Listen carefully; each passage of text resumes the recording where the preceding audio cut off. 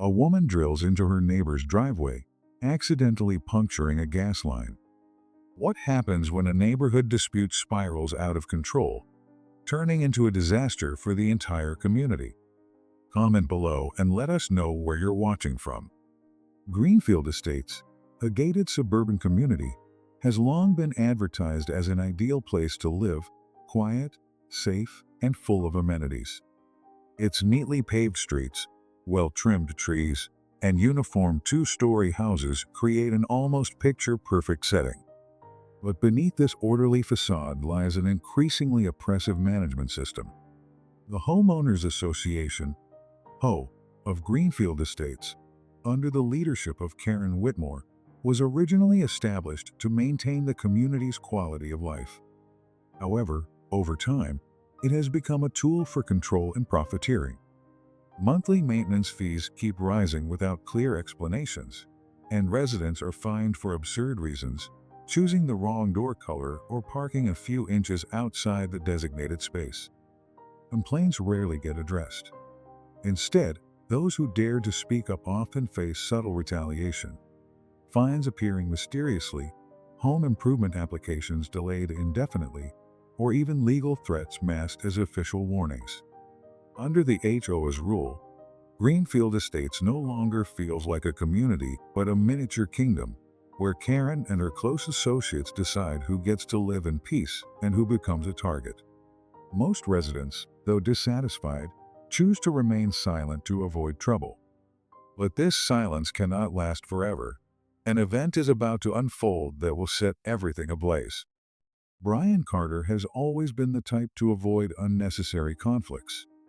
At 40, he has built a stable life as a software engineer, a job that requires logic and precision, but also allows him to steer clear of unnecessary drama. When he moved to Greenfield Estates 5 years ago, he thought he had found the perfect place, a safe, clean neighborhood ideal for long-term living.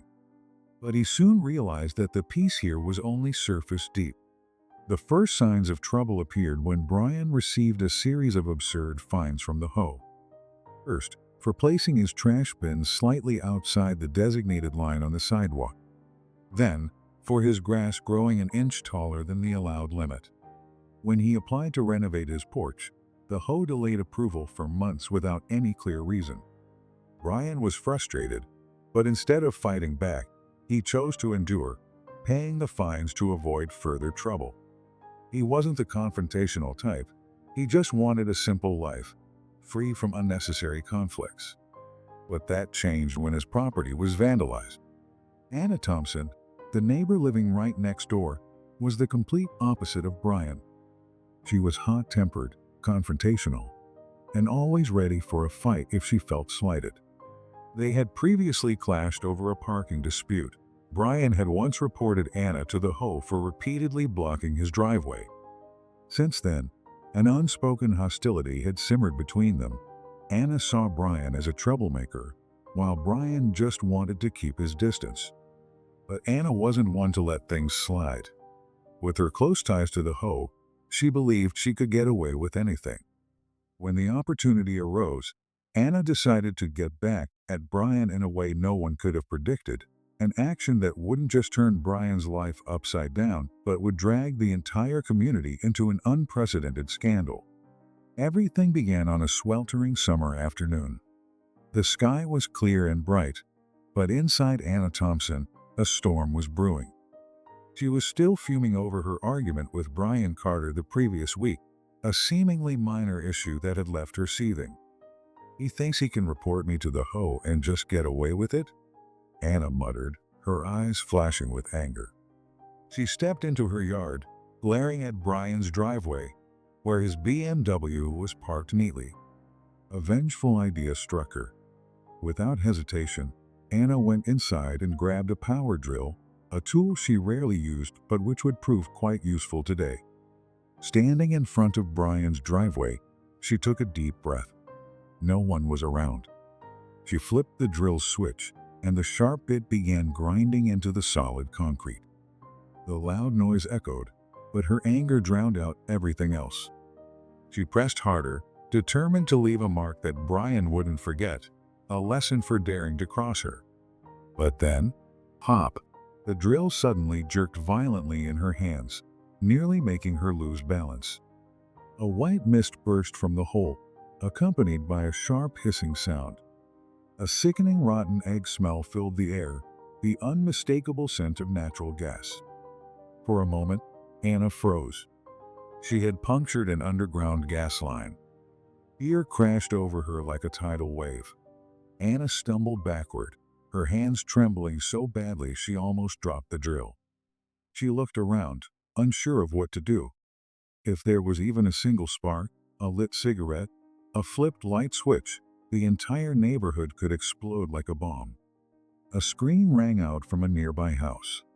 Someone had smelled the gas and noticed the leak. Within minutes, sirens wailed through the streets. Red and blue lights flashed, reflecting off the pristine windows of the peaceful community. Police, firefighters, and gas company workers rushed onto the scene. Neighbors spilled into the streets, panic etched on their faces. Some hurried to evacuate, while others huddled together, whispering anxiously. Brian, too, ran outside, his eyes widening as he saw the firefighters unraveling hoses and the police cordoning off the area. And in the midst of all the chaos, Anna stood frozen, her face drained of all color, her fingers still clenched around the drill, the most damning piece of evidence against her. After the incident, Brian Carter stood outside his house, watching the commotion around his damaged driveway. Firefighters were still inspecting the gas line while police questioned witnesses.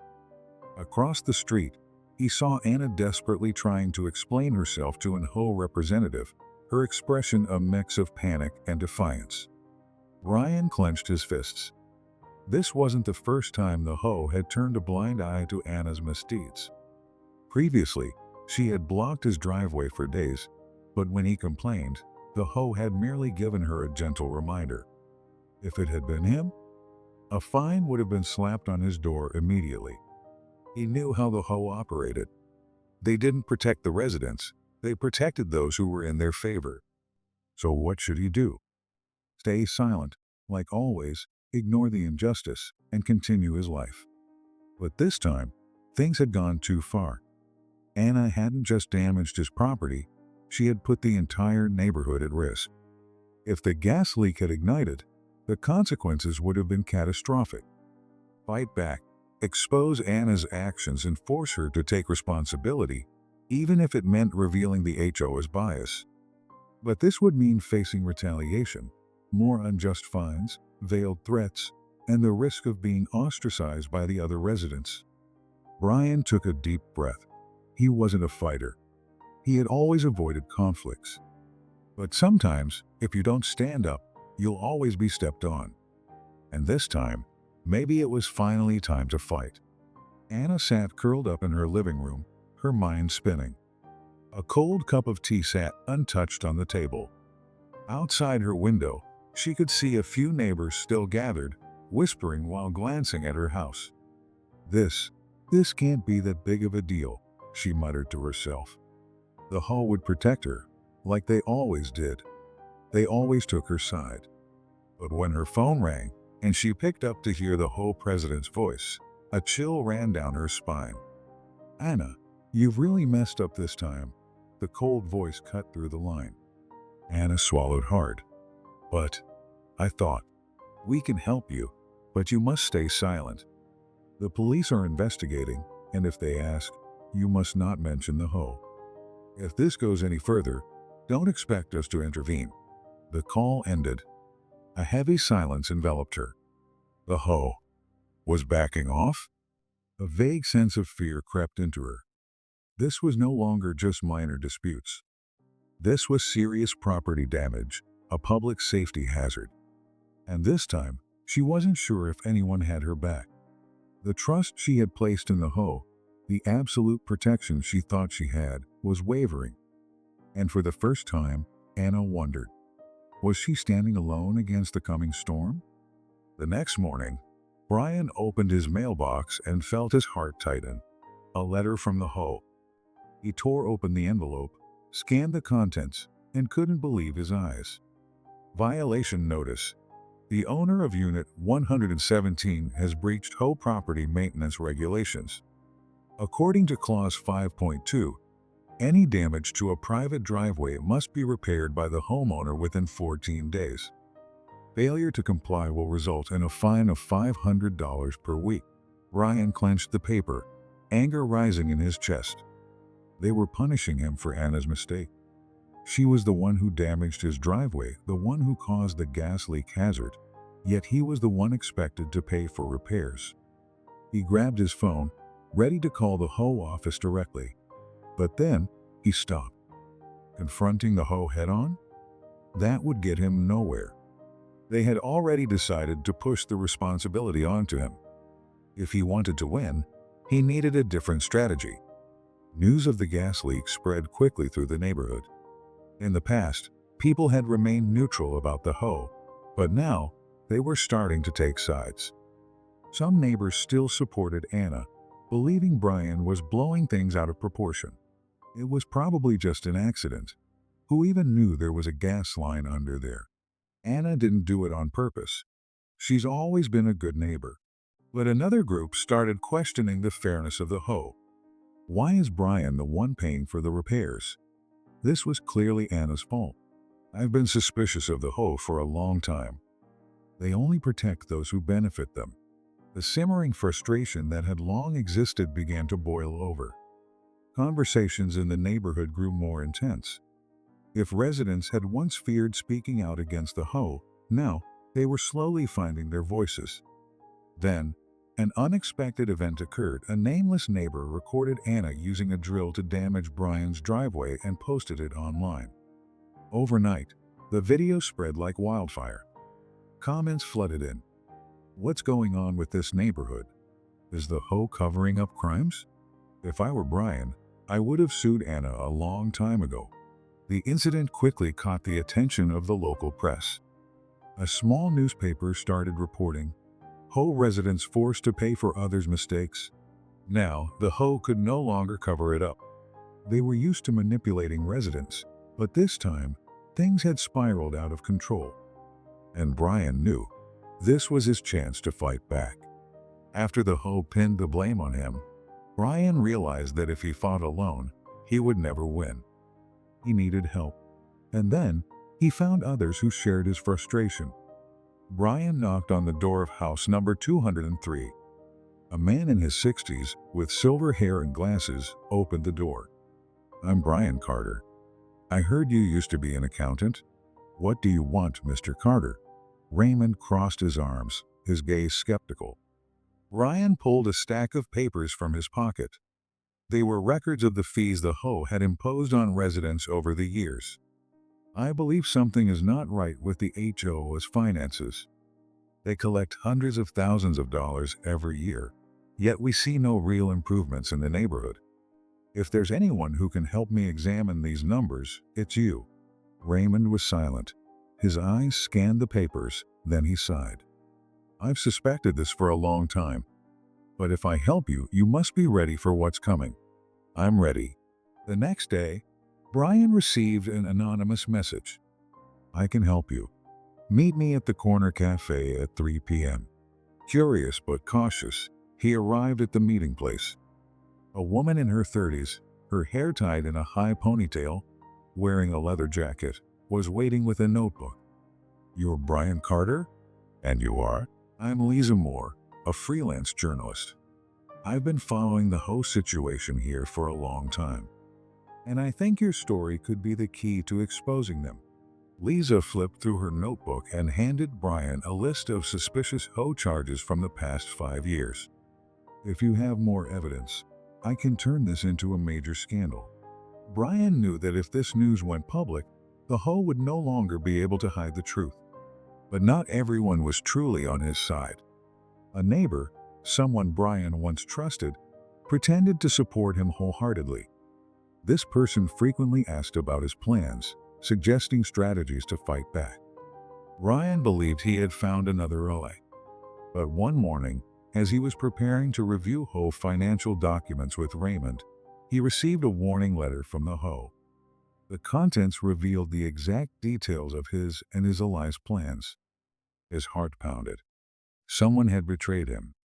The question was, who had informed the Ho, and why? That evening, residents gathered in the community hall. Everyone was waiting for answers from the Ho. Brian stepped forward, holding a stack of documents. The road maintenance fees we've been paying for years were never used for their intended purpose, he stated. Karen Whitmore and the Ho have been embezzling. The crowd murmured. Raymond held up a stack of printed emails. This is a direct order from Karen to Anna, instructing her to deliberately damage the road as an excuse to collect more fees. Outrage erupted. A man shouted, "You took our money and then destroyed our roads?" Karen stood up abruptly. Lies. There's no evidence. Brian didn't hesitate, raising a letter from the tax authorities. The IRS has launched an investigation. The HOA's accounts have been frozen. As soon as he finished speaking, the doors swung open. 2 police officers entered. One approached Karen. "We need you to come with us for questioning." Karen's face turned pale. The residents erupted into cheers. The Ho had officially fallen. As the police arrived, Karen remained composed. But when confronted, her demeanor quickly changed. "I had nothing to do with this. Anna acted on her own. I never gave any orders," Karen declared coldly, turning to the woman who had loyally served her for years. Anna was stunned. "What, you told me to do it?" But Karen just shrugged. "Do you have proof?" At that moment, the police received new reports. Both Karen and Anna were under investigation, Karen for embezzlement, and Anna for property destruction and public endangerment. The news exploded in the media. Journalists covered the Ho scandal non-stop. The video of the community meeting went viral. The local government could no longer ignore it. They were forced to launch a full-scale investigation into the Ho and other similar associations in the city. Daniel stood among the crowd, silently observing the chaos. Finally, the truth had come to light. With the evidence of Ho financial manipulation exposed, Karen had no way out. The residents demanded an emergency meeting. At the meeting, Lisa, the journalist who had published the truth, stood before the crowd alongside Brian and Raymond. They presented the HO as questionable financial records and fees that had been collected but never used for the community. Karen tried to defend herself. "Everything I did was for the good of the neighborhood. My decisions were justified." But no one believed her anymore. The police and financial authorities had intervened, forcing her to resign immediately. The Ho was placed under strict oversight by an independent auditing firm, preventing any further abuse of power. As for Anna, who had started it all with her reckless vandalism, she couldn't escape justice.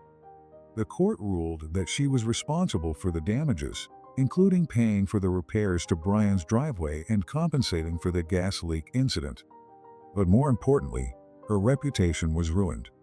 The video of her destruction spread across social media, making her a symbol of impulsiveness and stupidity. With no one left to protect her, the residents unanimously filed a petition to evict Anna for serious safety violations. In the end, she had no choice but to leave the neighborhood in disgrace. With Karen and Anna gone, the residents realized they could no longer allow the Ho to be used as a tool for manipulation. A transparent election was held, and new board members were chosen based on openness and democracy. New rules were established. No more unreasonable fees. Every charge must be disclosed and voted on by the residents. No more favoritism. The Ho could no longer grant privileges like it did for Anna. Brian, who once only wanted a peaceful life, had now become a hero in the eyes of many residents. He never wanted to be involved in politics, but now he understood that if no one stood up for justice, injustice would continue. As he walked on the newly repaired driveway in front of his house, Brian knew this was not just his victory, but a victory for the entire community. Brian now understood that justice doesn't come naturally. It only exists when someone is brave enough to fight for it. For years, the residents of this neighborhood had bowed to the hoe, accepting every unreasonable fee and unfair rule out of fear of retaliation. But the Anna Ho scandal was the final straw. They realized that if they remained silent, the Ho would continue its abuse of power. At first, only a few people like Brian and Raymond spoke out. But when Anna's video went viral and the HOA's financial fraud was exposed, those who had once stayed quiet began to rise. They signed petitions, attended meetings, and voted to elect a new board. A once fear-controlled community had learned to unite and protect their own rights. And this time, they would never let it happen again. Brian stood at his front door, his gaze lingering on the newly repaired driveway. Not with his hard-earned money, but with the Ho funds, the funds that should have been used for the common good from the start. No more absurd fees.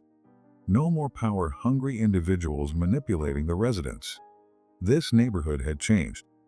In the distance, a police car rolled slowly forward, carrying Karen Whitmore, the woman who once controlled the entire community, now just another defendant facing judgment. Brian stepped toward the car, locking eyes with her one last time. If this was the best you could do for this neighborhood, then this neighborhood deserves better than you. Karen remained silent, her face pale. His words were not just the truth but a sentence in themselves. The car door shut. The residents around him exchanged glances. For the first time in years, the weight of fear was no longer pressing down on their shoulders. Brian let out a quiet sigh and turned back toward his house. This time, he knew he had truly reclaimed his peaceful life, a life he and everyone else deserved. Brian Carter's story was not just a conflict between two neighbors, but a stark example of how power can be abused when no one stands up to stop it. The Ho was originally created to maintain order and protect common interests, but under people like Karen, it had turned into a tool of manipulation, control, and profiteering. If no one dared to speak up, injustices like these would continue growing deeper, turning ordinary homeowners into victims in their own homes. Brian once believed that the best way to live in peace was to stay out of trouble. But when injustice knocked on his door, he realized that silence would not save him. It would only give the wrongdoers more room to act. This struggle, from a lone effort to a united community, proved that real change never starts with those in power. It begins with people who dare to say no to injustice, who dare to question the system, and who unite as individuals that refuse to bow down. Brian's victory was not just about holding Karen accountable or making Anna pay for her actions. The most important thing was that the residents of the neighborhood had awakened. They no longer feared the Ho, nor did they submit to unfair rules. They reclaimed control of their community, ensuring that no one else would have to endure what Brian had suffered. Ultimately, the biggest lesson from this story is this: one person can change an entire community. If you've ever faced similar injustices, if you've ever felt too small to stand against a system, remember that sometimes all it takes is one person to spark a movement. Have you ever been in a situation like this? Do you believe that an ordinary person can make a difference? Share your thoughts in the comments below. And don't forget to like, share, and subscribe to Crazy Neighbor Drama for more thrilling stories.